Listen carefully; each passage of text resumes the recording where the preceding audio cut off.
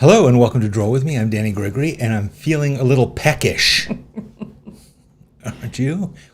We left last week's show saying, God, we're starving, and now here we are again. We're hungry again. That sushi was delightfully delicious. I don't know if I've ever had sushi for breakfast, but I'm willing to try it. I mean, I think it's perfectly a viable thing to do. Have a nice cold breakfast. Well, that was beautiful. Thank you so much for all of your beautiful artwork. It was very nice to see. We have lots of people here visiting from all over, so I just wanted to welcome a few people. Here we have some are new, some are maybe not new. We have Linda here from San Diego, and Mineral Past in Padua, Italy. Very nice. Roberta Sinaraki and Jana from the Czech Republic, who's already got a pet there is as her icon. Nice. We've got Jace from... Head of the game. Is that how you pronounce it? Jace, maybe, from Seattle. Carla is finally, Carla, we've been waiting for you. So glad that you're finally here. Amy, who is usually working, but is now ready to draw with us live. Congratulations and welcome. Stevie in sunny Derbyshire. And yes, Carla says that she's going to face her fears today. Good. This is going to be terrifying, I promise you. Terrifying. We're scary people, and we do terrifying things, so you will face your fears robustly, I'm sure. Leslie is back after a couple of weeks of being away, and we have Edie Sedgwick, who I thought had been dead for 30 years, but is back. And we were just wondering where R. Crumb is, and wondering, could R. Crumb have become Edie Sedgwick. I don't know. Things happen these days. So, by the sea, visiting us from Germany, willkommen, and lots of other friends here from all over, including Nelson from Barcelona, and Dee Renee, also a first timer. So, I just saw great. Jen from we know from the Philippines. So happy Friday! Yes, it's so nice to see all of you here, and thank you for joining us. And of course, John Cromer. He's back from vacation. I'm glad, because it just wasn't the same without him. So good. Thank you all for being here. So Clarice wonders what we're doing this summer. Well, sweating. Yeah, we are, for real. What else do we have planned for this summer? We just got a brand new air conditioner installed in our house on Monday. Man. I mean, we've been suffering. We've been suffering pretty silently. Have we complained about how hot it has been in our house? Because it has been extremely bad. So Rita wants to know how long we'll be here. We'll be here for probably an hour. Yeah. We've got an hour. Kaylee here from Chiang Mai. Wonderful. And Sonia from Switzerland. And Rick, who is taking real estate photos. Okay. Very nice. Good. Well, welcome. And Nilu from India. So, yeah, it's just a lot. It's a lot of people from a lot of places. It's a global hug. Yes, it is. So today we are going to be drawing portraits of pets. So how does that sound? What do I love more than our pet? I know, that's a debate that we often have. I come second usually in my house. Aw, Sometimes, that's not true, babe. sometimes That's third. not true. Today I came third to a box containing A new cookbook. Yeah. So anyway. I'm consistent. Yes. Hi, Deb from Budapest. Welcome. Ooh, Budapest, most beautiful city. I love Budapest. We went to what was that club called? No idea. A ruin bar. Ruin Bar. Yes. Still thinking about it. Yeah. And Masajun from Iran. Wonderful. I was just thinking about Nancy Beck, and there she is. I was thinking it's been a while, and we need her salty humor in here. Welcome. All right. back. Well, now we can go. So. All right. So we're going to do pet portraits. We are going to present a picture of a very fine pet as inspiration for you. If you're petless or your pets are just too ugly to draw, it happens. If you have like naked mole rats or I don't know, what are some other Mexican hairless cats or something? I don't know. I mean, but beauty is in the eye of the beholder. Blythe has a dachshund named Gustav. So that's good. And seems appropriate for a German also. Yes. So Ritu has a pigeon or a hamster. Yeah, anything. Yeah. A pigeon. Yeah, possibly. Yeah, absolutely. Any animal you have that you want to draw, just spend the next hour drawing with us. You can watch what I'm doing. You can draw Twiglet if you'd like to. Twiglet is going to be our subject for today. She is resting over there on in her cat bed, even though she's not a cat.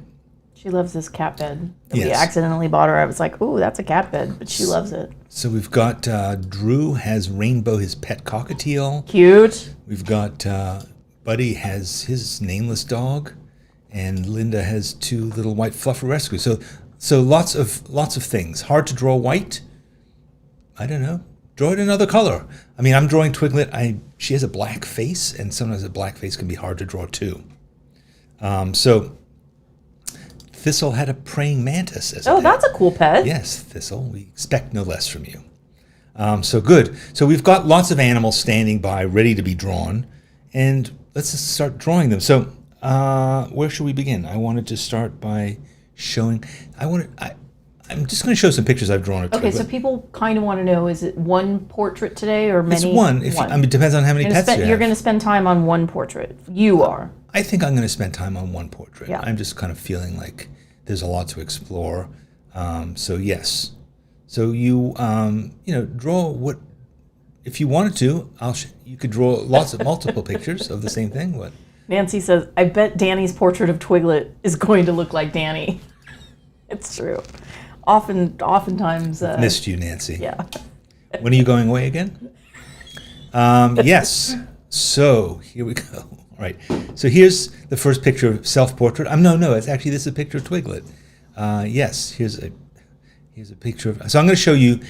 I've drawn Twiglet a lot of times. She's here. She's interesting looking, and she's willing to pose at all times. So I'm just going to rattle through a few different ones.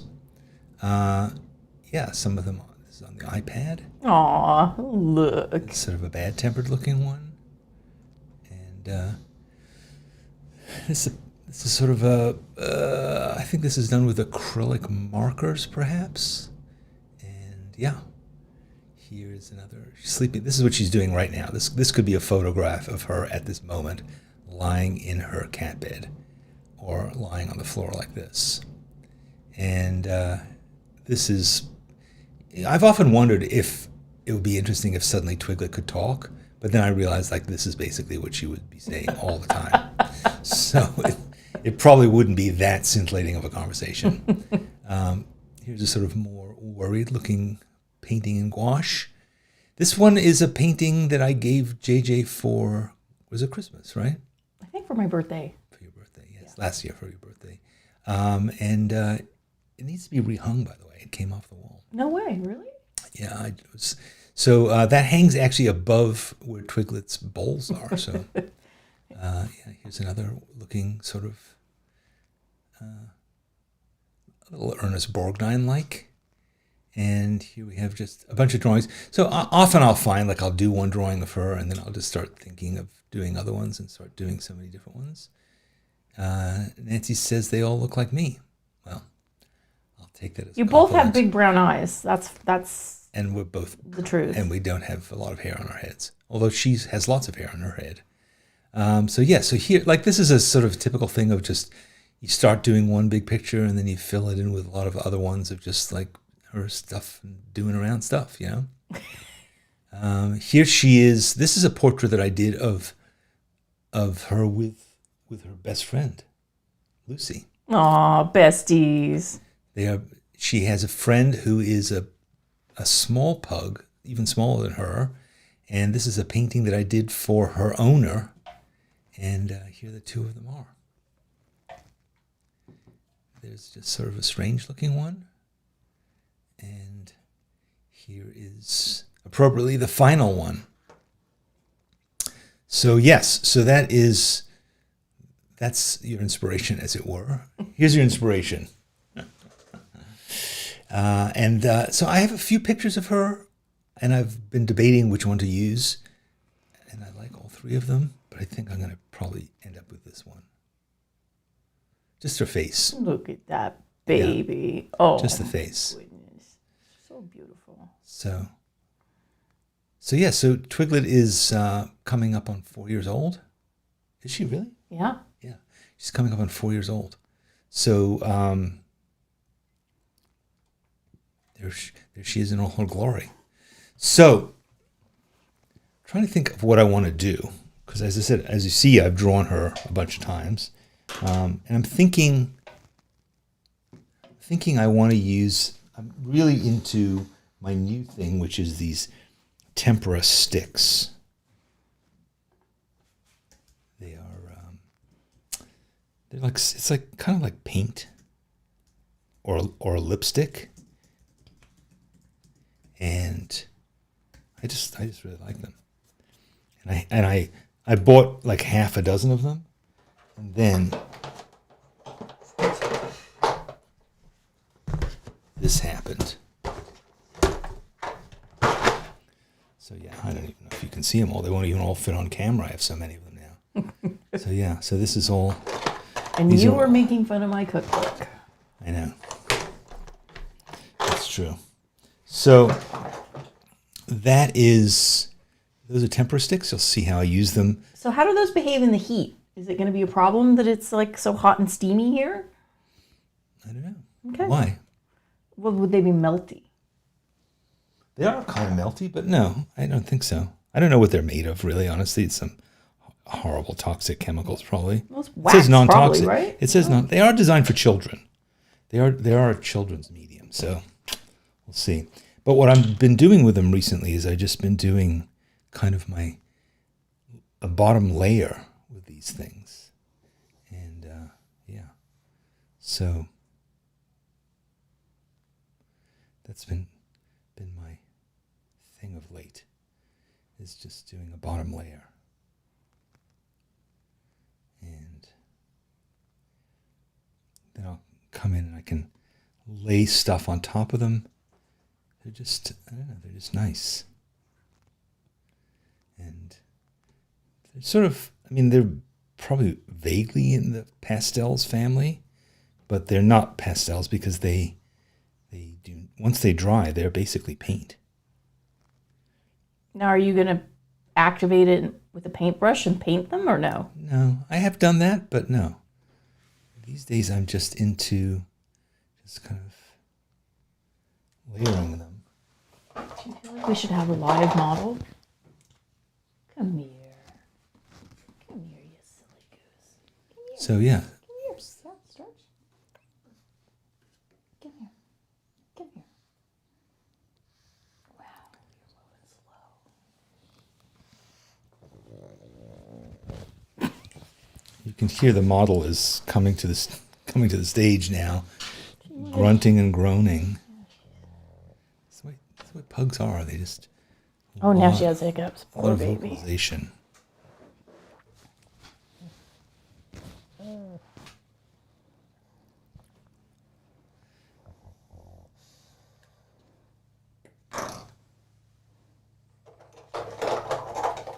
As I was saying before,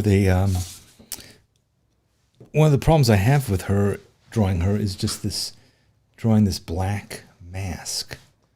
So I've been kind of using colors there, and using purple or blue, or sometimes gray, but I like having a bit of color in there.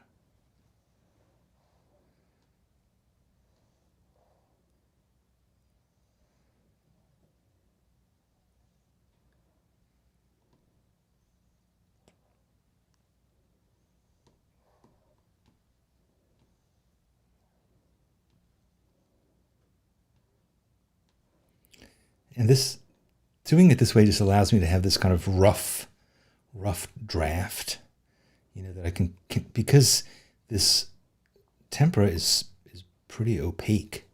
I can just keep correcting it if I want to as I go. So it's not a problem if I make a mistake. There are no mistakes in art. Yeah. I tell people that all the time. Sometimes I wonder if I believe it, though. Of course, yes. It's all learning. And these things, I've been playing with them for about a month now, and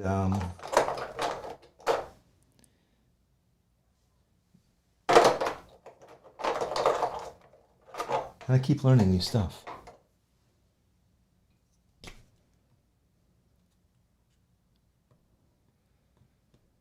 About how to use them.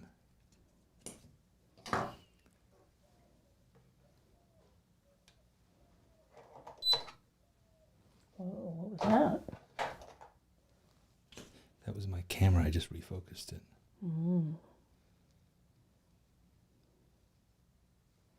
See, it just makes it so easy to lay down a background in 1 second. It's faster even than watercolor in some ways. And I just really like these colors.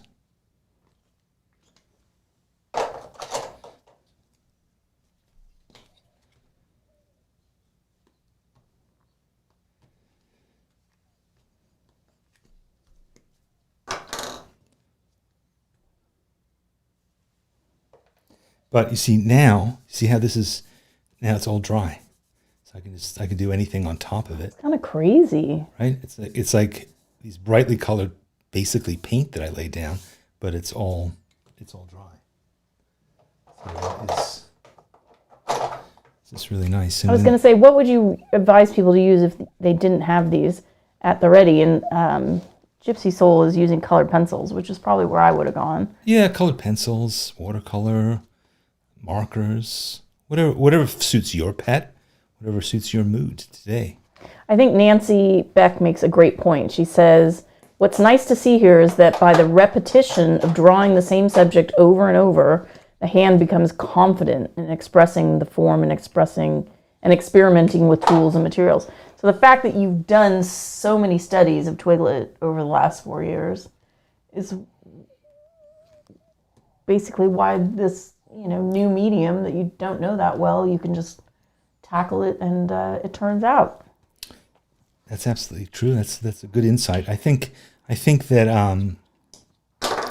so many of my favorite artists tackle the same subjects over and over again, and I think that when you kind of eliminate the subject as an issue, when you don't have to, there are times when you want to draw something new and you want to really kind of explore it and just learn a new way of drawing it. But sometimes it's kind of like, in a way, it's like jazz, because I really love jazz, and so much of jazz is playing standards.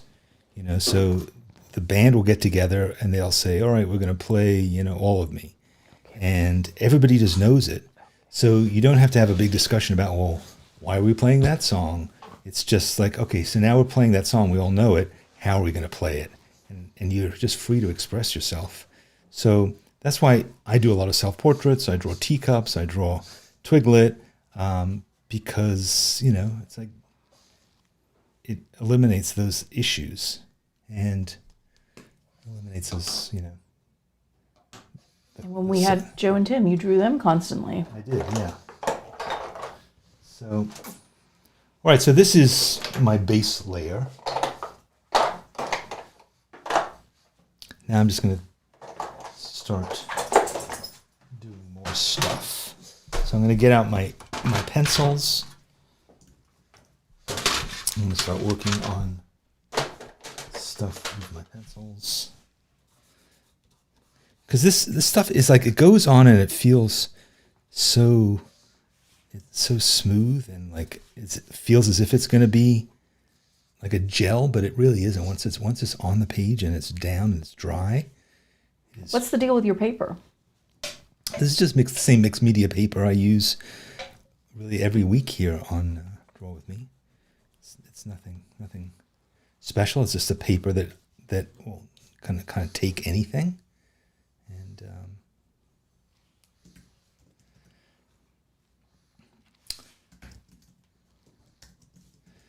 it's also a paper that can take a lot of layers too. It's not delicate. It's designed really for this kind of behavior.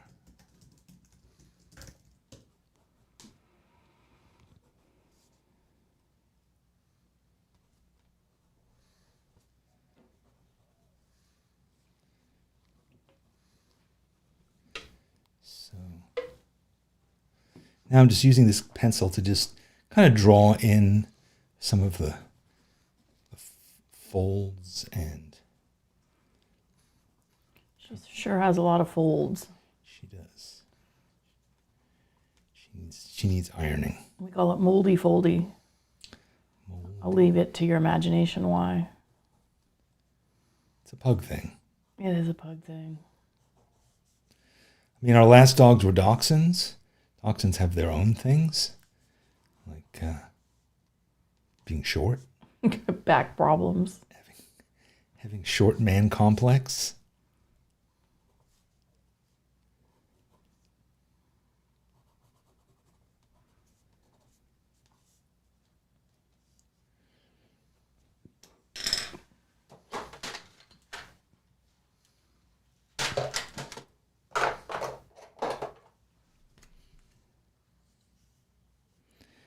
Because I just feel like I didn't get her muzzle correctly. That's the thing, is you can layer this stuff on top of itself. You can layer it on top of colored pencil. You can layer colored pencil on top of it. You can take watercolor on top of that. And just keep going.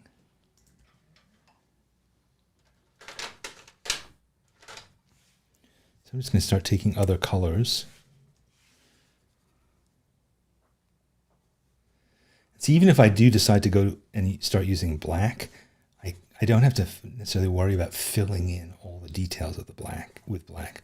Because if I just colored everything in black, it would basically disappear. Like you wouldn't have any expression, and but the purple. It's also a complement of yellow. So she's, even though she's not really yellow either, but it's allows you to have something more interesting than just beige and white. What's the brand of your sticks?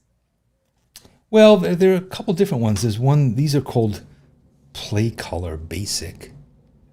And then my bigger set is called Tempera Paint Sticks from Shuttle Art. But I just bought them on Amazon. And I just looked up tempera sticks. And they're really cheap. I mean, I think I bought a set of like 30 of them for $20 maybe. They're really cheap. I have no idea. Cheap is relative, Danny. Well, if you compare that with buying gouache, which in a lot of ways the effects of this is kind of like gouache. Gouache is, good artist gouache is expensive. The gel gouache is comparatively cheap. But now, have you thought about what you're going to do with her eyeballs? Yeah. Okay. Yeah, because there's going to be lots of layers. So these layers can, they'll change things. It's going to come more and more into focus as we proceed. Because I also have acrylic markers that could go on top of this too. And they are opaque, so I could cover over this whole thing if I wanted with another layer.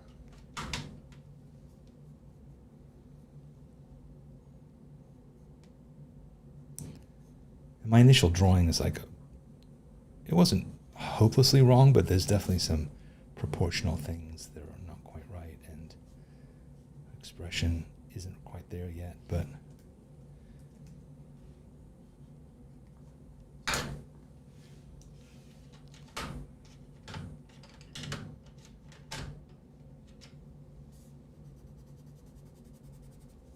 so you see this colored pencil, you can see it over here. It's going right on top of the tempera. It's almost a similar color, so you're getting the same color, but now you have just different textures to it. And I love this kind of effect here, sort of rough fade that it has. Rough.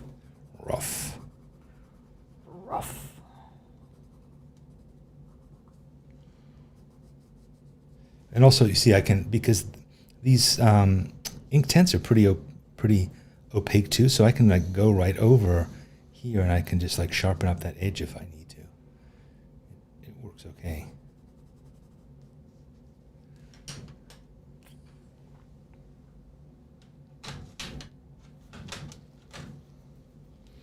Pets are a really good thing to practice on because they're always just sitting around. They have nothing better to do, right? They're good models. They move a bit, and so they can throw a bit of unpredictability into the situation because suddenly you're having to redraw stuff because they moved around. But they move in sort of repetitive ways. Exactly. So, like Twiglet will lie on one angle, and then she'll lie on another angle, and then she'll lie on a third angle, and then she'll come back to the first angle again, the first pose. And it just makes it interesting, but also manageable. So Twiglet spends the vast majority of her days in her bed, in your office, right sort of at the side of your desk. She does, yeah. And monitoring my work. If you get up to, get lunch or... It's like having a really terrible boss. It's like, where are you going now? What are you doing now? You going for lunch? I call her your satellite. She's usually just right about 2 feet off of your heel. And that's where she likes to be. Because she knows that I'll probably eat something and I'll probably drop part of it on the floor. Well, that's a given. So. I think you deliberately drop things for her. Well, it's a symbiotic relationship. We're working real hard to make sure Twiglet doesn't turn into a fatty. Yeah. She gets... It's nothing like a fat pug. Well, which just, you want her health and longevity to be the best it can be. But she's really attracted to frozen green beans. No, so the vet said if you've got a dog that's begging for more food, which she does, substitute frozen green beans, and then they can give a feeling of fullness. And is that why you're always serving me frozen green beans? But she feels like they're a treat. I mean, it's really pretty cute. So that's sort of the solve when she's begging. You can just give her a couple of beans out of the freezer, and she's satisfied. It's a good solve. Go through a lot of beans. Okay, so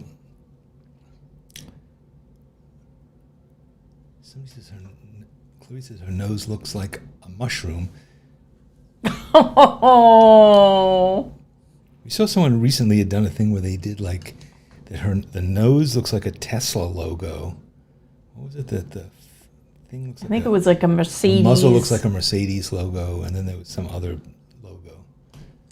Yeah, I'm sort of offended by that. I don't think it's very nice. If you abstract the nose in the picture, you really can see like a little button mushroom. So now I'm using a Pentel brush pen to just make some lines. So my lines are kind of coming later in the stage. The drawing. This is kind of the drawing now. Drawing is sort of on top of the whole enterprise. So it's sort of taking the fuzziness of that first kind of more abstracted layer that I did, and now I'm sharpening it up a bit.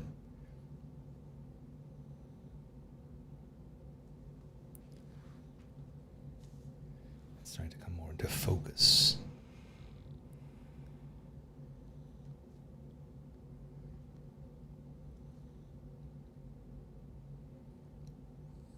What pets have you had? You had a rat, right? 2 rats, Munchie and Chunky. I had dogs growing up, and we also had parakeets. How many parakeets did you have? The parakeets, the first parakeet I can remember was technically my sister's. And then we had 2 after that were more family pets. We always kind of had a bird. You had a dog too, though, right? We had dog and bird. We have cat allergies, so I've never owned a cat. But yeah, I've had a number of dogs. Yeah, I had gerbils that still plague me in my dreams.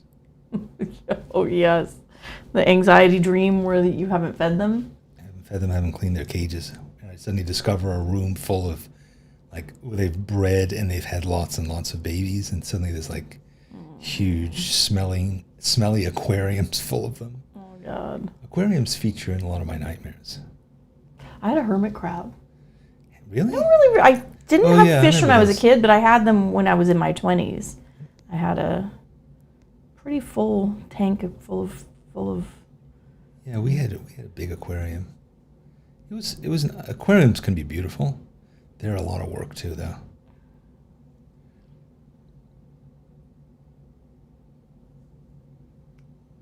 Ours, it was a terrible thing. I'd worked on a photo shoot that I had produced, and one of the scenes you needed to have a little we were shooting in a little creek. This is in Los Angeles, and we were shooting a waterproof shoe. So it was kind of set on a rock in this creek with the running water, and they wanted a goldfish in the shot. So, there are probably more strict laws about this now, but a goldfish was sort of considered a prop. It wasn't even really it wasn't really an animal. Living creature. Yeah. So the prop stylist had a bunch of goldfish, brought them, and at the end of the shoot, she was like, "Yeah, bin them." Bin them?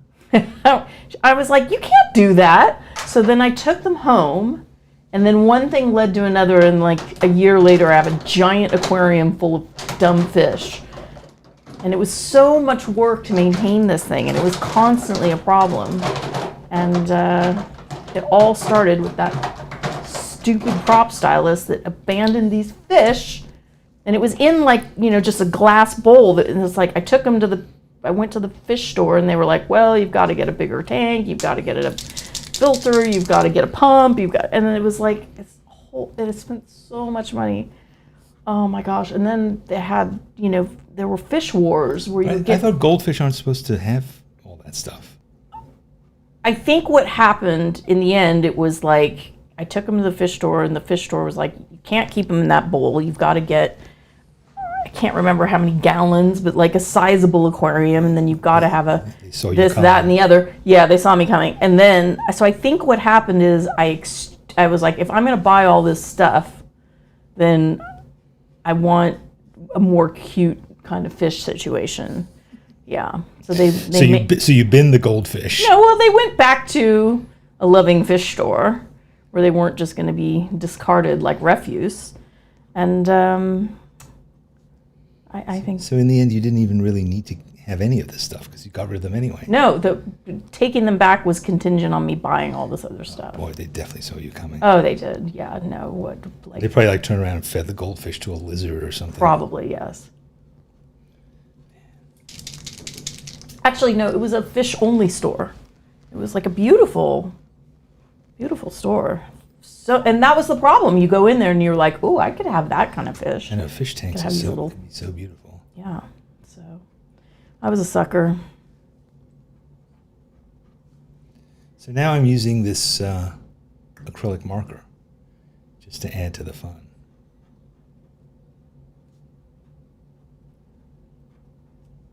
Because it's opaque. Somebody is commenting she has a brindle dog and feels like that'll be a challenge. You know what I would suggest? Magic pencil. Oh boy. What else is new? I apologize. Anyone who comes regularly knows that usually once an episode I recommend the magic pencil. But it does. It would give you a nice brindle.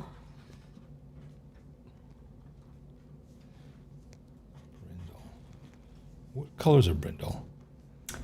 It's brown blues? And dark brown and light brown, I think. See how I would describe it? Shades of brown.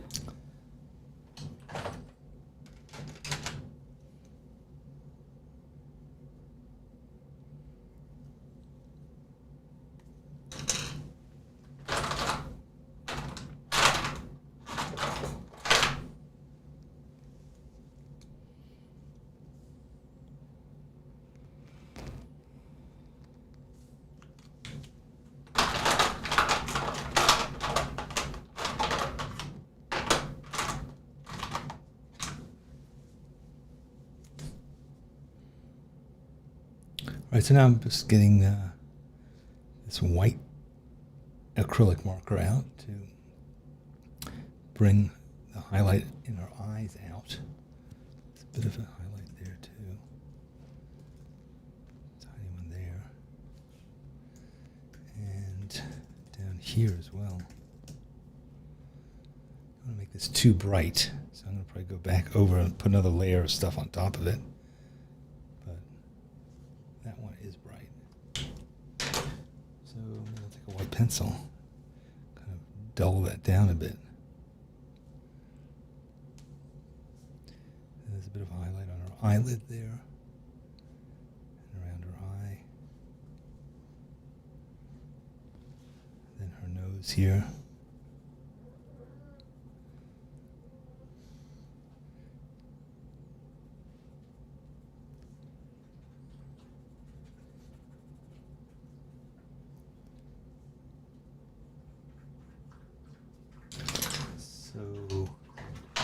The model is gulping water in the background.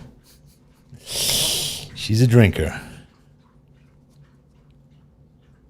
So now I just ruined this part by putting on this blur effect? Smudge of white, but I can fix it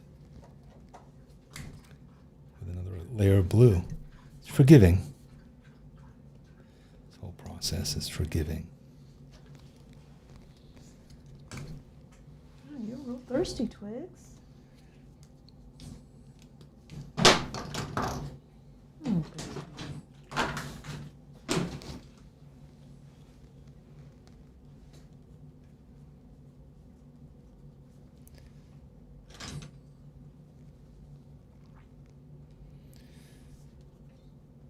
Yeah, I mean, it's only a mistake temporarily, and then it becomes a feature.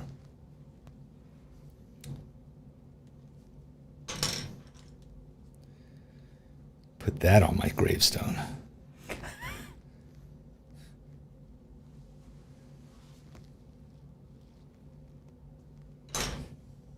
And then I'm noticing that this needs to come in here.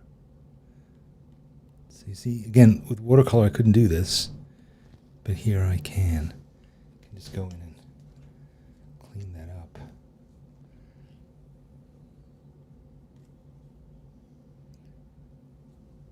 And then this needs to be sharpened up too. This too. And up here, a little bit there. But I am noticing that this whole side of her face seems like it's... Now here's a question. It needs to come down. Yeah. Is it because you're right-handed and your right hand has been going over it a little bit? That what? That it's getting a bit smudgy on the right side. Is that what you were going to say? Here? I mean, the whole right side to me looks a little... I don't know. Could it just be the... I think I just put down some new color and I just need to sharpen the edges of it a bit. I think that's what it is.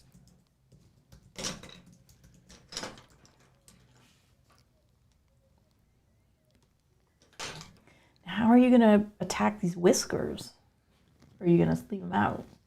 I'll add them, but I want to do them last because once they're down, I can't do anything with what's underneath it. You know, I can't fix the background anymore once the whiskers are down. So they're kind of a last thing that I want to deal with.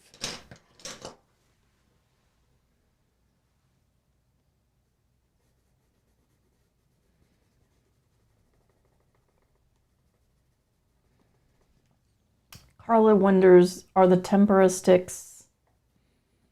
I just noticed I spelled it tempura, like Tempura? Japanese food. Goes with sushi. Are they light fast or do they... Probably not. I mean, they're so inexpensive. How could they be? I mean, maybe they are, but they're really designed for kids. But when they're in a sketchbook, it doesn't really matter, you know. But if you want to... But if you're like doing a pet portrait, exactly, that you're going to, you know, that is a consideration, I would say, for sure. I just never really think about those things because everything sits in this closed sketchbook, doesn't get exposed to sun, and they've all lasted for a really long time. Well, light fastness is also, you can get interesting effects when they fade. Well, I don't know about that. Yes, sort of. But well, look at all those Van Gogh paintings where we're like, oh, those look so cool. And then you find out, oh, they were actually really saturated, bright things.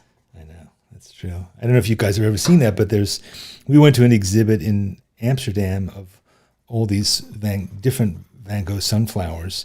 And it was clear that like they've really, really lost their vibrancy.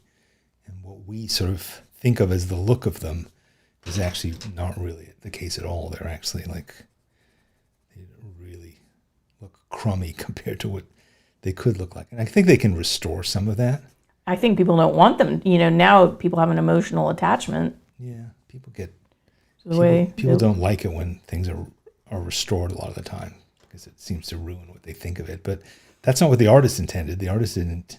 I think the artist would be appalled if they saw like, oh my God, look what happened to my painting. It's been fading over the last half century. Right. Multiple centuries.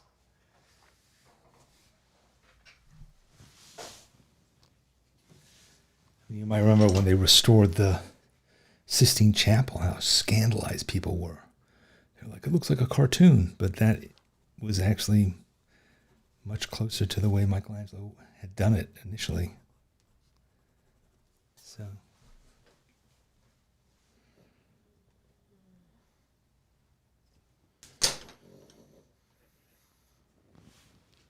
My goodness, Toilet.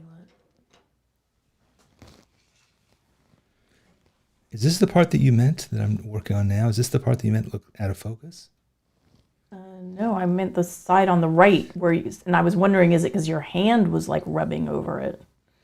The whole right side looks a little blurry to me compared to the left side. That's weird. Yeah.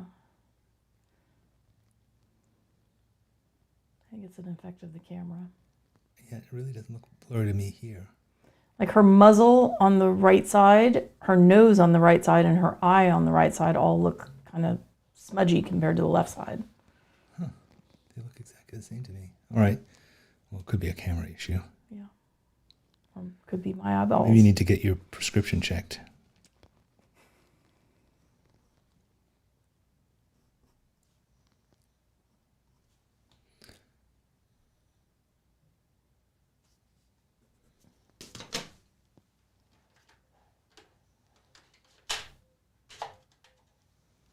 I have to say, this is turning out real cute.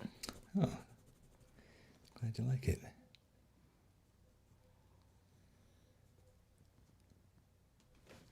This is a very cute picture of her. She has the many moods of Twiglet.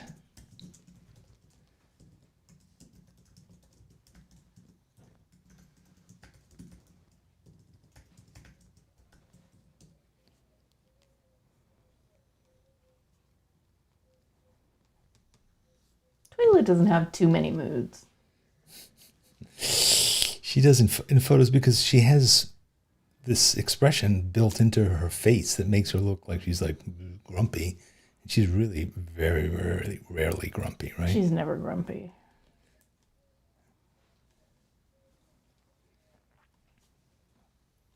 Although she has a new thing of trying to get us to wake up and get out of bed early so that she can have breakfast. So that's not welcome. Not welcome.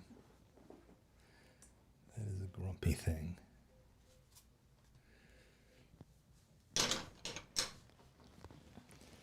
All right.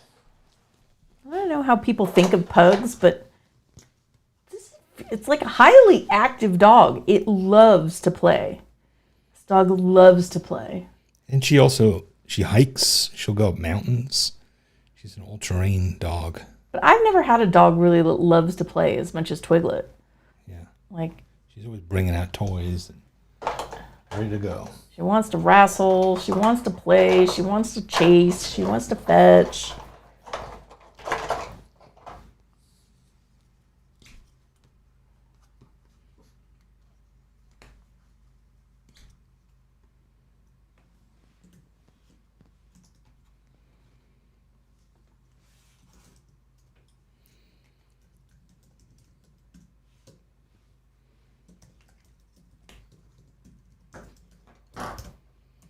All right, I think I'm ready to do the last final bits, which is I'm going to do a couple of little whisker holes, but then I'm going to just do a few whiskers. Not get too crazy with it, but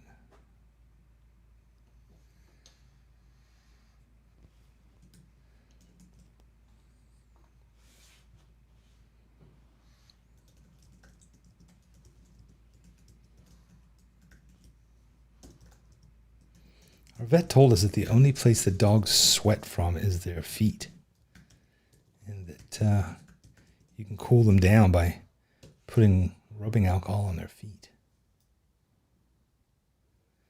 Here in Phoenix, keeping a dog cool is a big deal because the ground gets so hot. I mean, flat-faced dogs overheat a lot faster and a lot more dramatically than other types of breeds.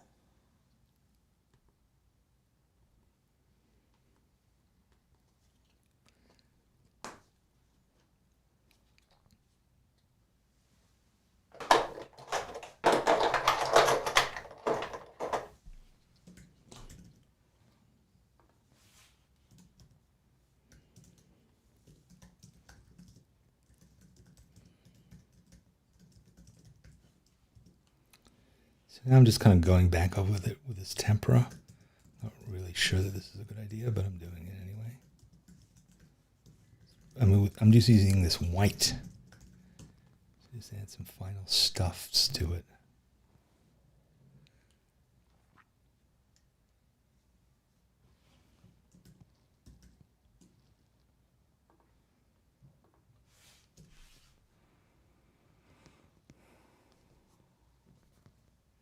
And while the tempera is wet, again, it's not like pastels, but you can kind of smudge it while it's still wet. And once it dries, it's basically like dry paint. There's nothing you can do except paint over it. But yeah, I'm pretty good with that. Maybe a little bit. One more trick.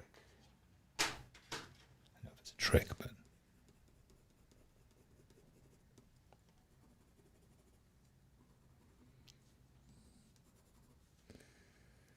this white was just looking a little much, so I'm just kind of hitting it, knocking it back by going over with a pencil kind of lightly.